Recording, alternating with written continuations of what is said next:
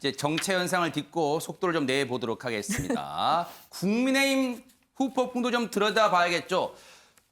승리를 했는데 샴페인 터트릴 시간도 부족할 텐데 무슨 후폭풍이 있겠냐? 있습니다. 그 얘기를 해보도록 하겠습니다. 동아일보 오면입니다. 국민의힘 계파 갈등 조짐이랍니다. 초선 지역당 극복하자. 여기에 영남 중진들 발끈했다고 합니다. 야, 지역당 극복하자. 어떻게 보면 여기 보세요. 제목도 나와 있지만요. 재보선 승리하자마자 고질병 도지나. 여기도 아프게 지금 제목을 달고 있어요. 동아일보가. 관련 얘기 들어보시고 이어가 보도록 하겠습니다. 저희 국민의힘 초선 의원들은 결코 우리 당이 잘해서 거둔 승리가 아니라는 사실을 잘 알고 있습니다. 국민의힘을 바로 세우고 처절하게 혁신해 나가는데 앞장서겠습니다.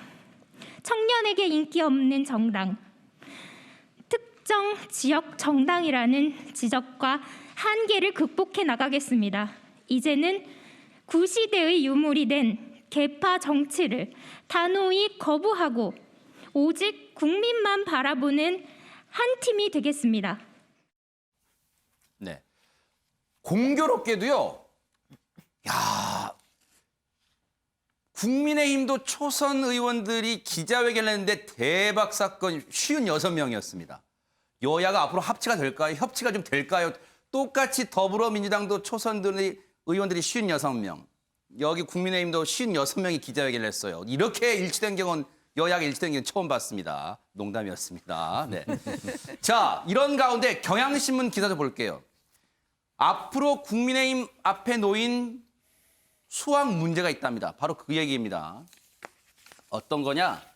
안철수 합당, 홍준표 복당, 윤석열 입당. 글자 이 운율을 잘 맞습니다. 당당당입니다. 합당, 복당, 입당 문제에 초선 당대표론 분출까지 국민의힘이 풀어야 할 고차 방정식이 있고요. 거론된 새 인물도 이렇게 사진을 싣고 있습니다. 하나 더 볼게요. 하나 더 보고 질문 이어가 보도록 하겠습니다. 국민의힘에선 대체 뭐가 있을까요? 윤석열 전 총장의 거취 문제도 지금 거론되고 있어요. 자택서 경제안보 열공 중이다. 자, 이 얘기까지. 요 얘기는 저희가 잠시 뒤에 해보고요. 앞서 국민의힘 상황 보여주세요. 지금 승리에 도취하기에도 시간이 부족할 것 같았는데 일단 정미경 의원님께 먼저 여쭤보는 게 나을 것 같아요. 지금 국민의힘은 그렇다면 앞으로 당대표도 뽑고 이른바 포스트 김종인 체제가 지금 최대 관심사일 거예요. 그런데 초선들의 얘기, 지역당 극복하자. 왜 여기에 발끈하는 겁니까? 사실은 이거는 민주당도 마찬가지고 국민의힘도 마찬가지인데요. 민주당은 사실은 호남을 무시할 수가 없잖아요. 그러면 국민의힘은 영남을 무시할 수가 없어요. 그리고 또 많이 또 당선이 되시잖아요. 그러면 그런 상황에서 이제 그분들 목소리가 커지니까 상대적으로 그렇지 않은 분들의 이제 목소리가 보통은 잘 드러나질 않게 돼요. 그러니까 초선들은 당연히 이건 사실 지금에만의 문제가 아니에요. 사실 새로운 건 하나도 없어요. 과거에 다 했어요. 우리가 했던 거예요. 그래서 지금 이런 부분에 가장 중진이나 개혁의 목소리를 낼 때 국민의힘에서는 계속 지역당 얘기를 합니다. 그러면 다른 말로 영남당 얘기하는 거잖아요. 그러니까 영남권에 있는 의원들을 공격하는 거죠, 사실은. 네. 근데 저는 이렇게 생각을 해요. 뭐냐면 지금까지 김종인 비대위원장 이 체제에서요. 정말 불만이 많은 분들이 계셨지만 다 참았어요. 그러니까 참고 있는 당원들의 목소리를 지금 사람들이 모르고 있는 거예요. 어떻게 참았냐면 이번에 서울 이 보궐선거가 딱 생겼을 때요. 당원들은 어떻게 생각했냐면 이 서울을 탈환해야 그 다음에 대선을 갈 수 있다라고 생각을 했기 때문에 당에 대해서 불만이 있어도 다 참았어요. 그리고 아마도 제가 듣기로는 당내의 다선 국회의원들도 네. 다 참았다고 해요. 그러니까 이제는 일단 이겼잖아요. 그러면 그 다음 중요한 대선을 놓고 봤을 때 사실 언제까지나 외부의 비대위원장 힘에 실려서 갈 수는 없어요. 그러면 당이 의미가 없잖아요. 그러네요. 예, 그러면 내부의 목소리를 내는데 저는 이렇게 생각합니다. 지금 대선을 앞두고 굉장히 중요한 시기이기 때문에요. 경륜 있고 정말 이 모든 걸 다 아는 사람들이 지도부에 들어가는 게 맞아요. 네. 왜냐하면 초선 의원들은 할 일이 있습니다. 꼭 지도부에 들어가지 않더라도 초선 국회의원이잖아요. 목소리를 충분히 내줄 수 있거든요. 그러니까 밖에서 계속 목소리를 내주고 지도부는 계속 그거를 수용하면서 올바른 길을 찾아가야 돼요. 왜냐하면 정치라는 건 딱 정답이 있는 게 아닙니다. 네. 옳다고 또 다 옳은 게 아니에요.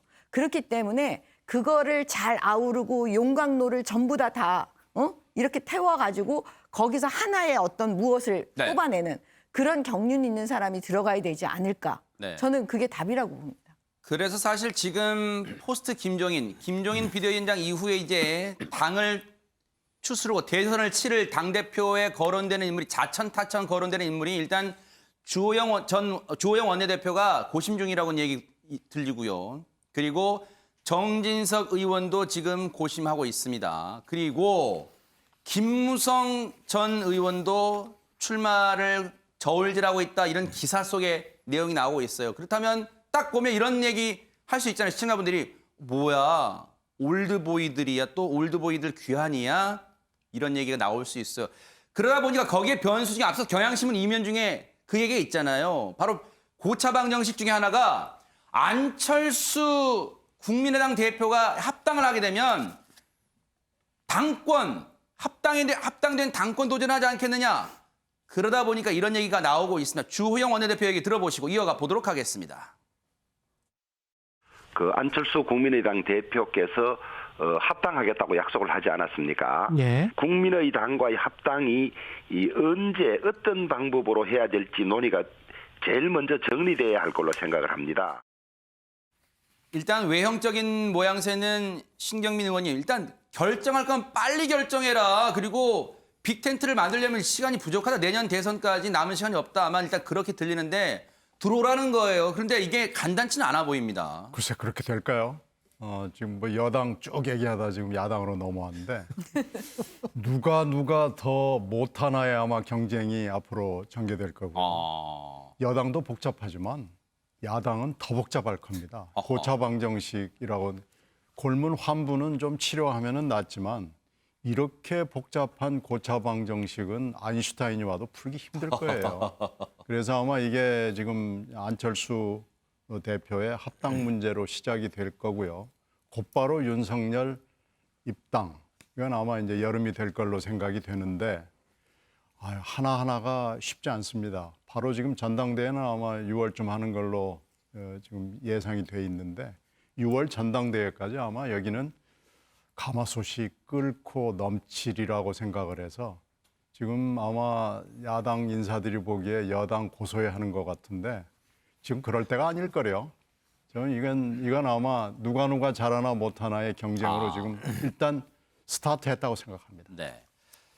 자, 이런 가운데 지금 보궐선거 이후에 지금 우리 며칠 안 됐습니다만 우리의 기획에서 점점 잊혀져 가려는 인물이 있습니다. 그 얘기를 지금 조선일보가 인터뷰를 했어요. 그 인물을. 그 얘기를 해보도록 하겠습니다. 아마 남은 시간 이 인물 얘기하면 딱 맞을 것 같아요. 네 분께 들으면요.